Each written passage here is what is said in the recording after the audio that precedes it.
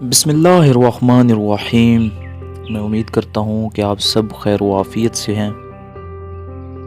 جو انسان بھی سچ کی تلاش میں نکلتا ہے، جو انسان بھی قدرت کی سرچ میں نکلتا ہے تو وہ آخر اسے پا ہی لیتا ہے، لیکن شرط یہ ہے کہ اس کی تلاش، اس کا اس سفر میں دیانتداری سے چلنا ہو تو انسان وہ سب کچھ پا ہی لیتا ہے جو اس کی پسند ہوتی ہے، جو اس کی چاہ ہوتی ہے۔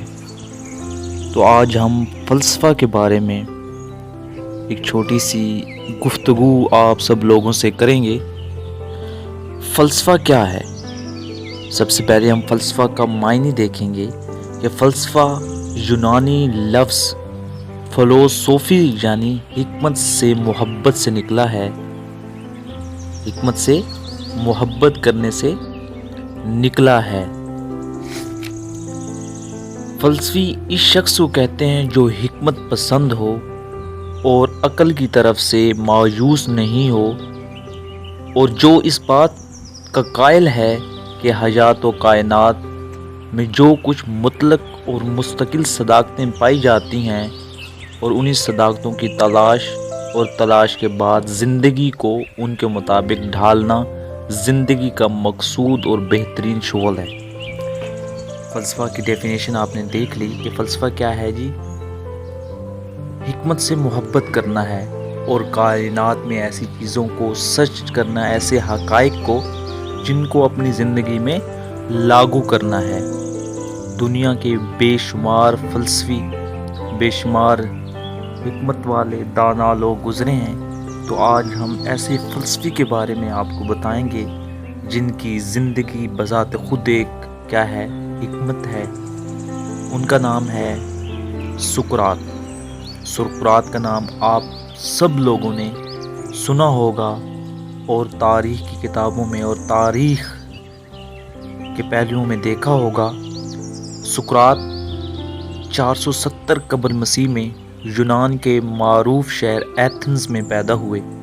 کب؟ 470 قبل مسیح میں۔ تو سقراط کیا تھے؟ سقراط کا تعلق جو تھا وہ ایک بہت ہی غریب خاندان سے تھا۔ سقراط ایک مجسمہ ساز تھا۔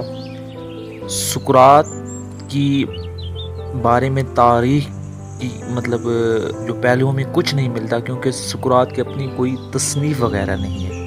تو سقراط کے بارے میں جو کچھ معلومات ہیں، جو کچھ ہم دیکھیں گے، وہ ان کے جو شاگرد تھے افلاطون، انہوں نے سقراط کے بارے میں، اپنے استاد کے بارے میں بہت کچھ بتایا ہے۔ تو سقراط اب پیدا ہوئے اور سقراط نے کیا کہا تھا؟ سقراط نے کچھ جو تلخ حقائق تھے دنیا کے بارے میں وہ بتائے تھے۔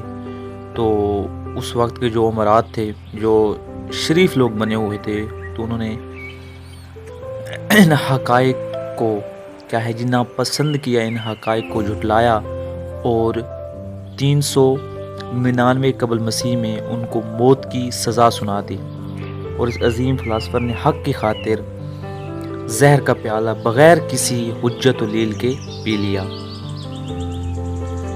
تو اگر ہم نے سقراط کے بارے میں جاننا ہے تو ان کے شاگرد افلاطون کو پڑھنا بہت ہی ضروری ہے۔ تو افلاطون اپنے استاد سقراط کے بارے میں بیان کرتے ہیں کہ سقراط نے کہا تھا کہ محبت ایک ایسی سیڑھی ہے جس پر چڑھ کر پیار کرنے والے بلندی کے مناظر دیکھنا شروع کر دیتے ہیں، جن سے عام انسان بے خبر ہوتا ہے اور محبت کرنے والوں کو پاگل کہنا شروع کر دیتا ہے۔ جن سے عام انسان بے خبر ہوتا ہے اور محبت کرنے والوں کو پاگل کہنا شروع کر دیتا ہے، اور ان خیالات و خواہشات کو خواب پریشان سے تشبیہ دیتا ہے۔ کسی شاعر نے کیا خوب کہا تھا، اس پیالے میں زہر تھا ہی نہیں، اس پیالے میں زہر تھا ہی نہیں، ورنہ سقراط مر گیا ہوتا۔ تو سقراط کے جو اس وقت اس سے سوالات کیے جاتے تھے اس دور میں، تو ان کا جو آگے سے جواب ہوتا تھا وہ بڑا ایک مکمل قسم کا، بڑا کمپلیٹ قسم کا جواب ہوتا تھا، جو کسی مناسبت سے بالکل عاری ہوتا تھا۔ ایک دفعہ کسی نے سقراط سے سوال کیا کہ اس قدر حکمت کرنے سے کون سا خاص فائدہ پہنچا، تو سقراط نے بڑے پیار سے جواب دیا، اس سے زیادہ اور کیا فائدہ ہوگا کہ بحر زندگی کے کنارے سلامتی و عافیت کے ساتھ بیٹھا رہوں اور جاہلوں کو اس میں فرق ہوتے دیکھتا رہوں۔ مطلب کہ کیا ہے، اس نے کہا ہے کہ حکمت کیا ہے؟ حکمت یہ ہے کہ غلط اور صحیح میں فرق کرنا، کہ کون غلط ہے اور کون ٹھیک ہے۔ اس کو سقراط نے بڑے خوبصورت لفظوں میں بیان کیا۔ اس طرح ایک دفعہ کسی نے سقراط سے پوچھا کہ ہم نے تجھے کبھی رنجیدہ اور غمگین نہیں دیکھا، اس کی کیا وجہ ہے؟ کیا مطلب ہے کہ سقراط کبھی غم نہیں کرتا تھا، کبھی دکھی نظر نہیں آتا تھا۔ تو سقراط نے جواب دیا، سقراط نے بڑا ہی خوبصورت اور بہت ہی عقل و دلیل سے جواب دیا کہ میں اپنے پاس کوئی ایسی چیز نہیں رکھتا جس کے تلف ہونے کا مجھے غم ہو۔ مطلب کہ دنیا میں اگر ایسی چیزیں آپ کے پاس موجود جن سے آپ کو محبت ہے اور اگر وہ آپ سے چلی جاتی ہیں تو آپ کو دکھ ہوتا ہے، تو سقراط نے کہا کہ میں کوئی ایسی چیز اپنے پاس رکھتا ہی نہیں جس کے جانے سے مجھے کوئی غم ہو۔ تو ایک دفعہ سفر کے دوران کسی نے سقراط سے سوال کیا کہ تم کس ملک کے رہنے والے ہو؟ تو سقراط نے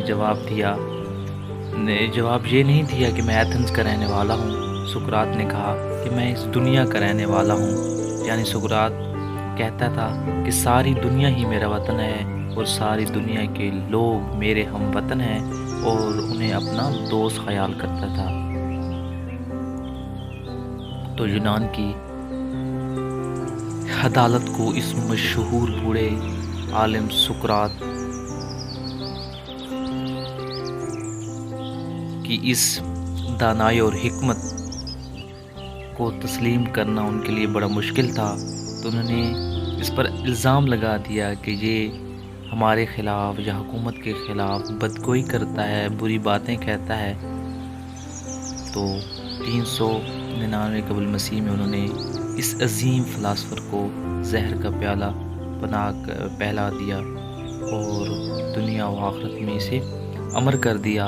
اب سقراط ہر دل میں، ہر کتاب میں زندہ ہے اور جاوید رہے گا۔ تو اللہ تعالی ہم سب کا حامی و ناصر۔ اللہ حافظ۔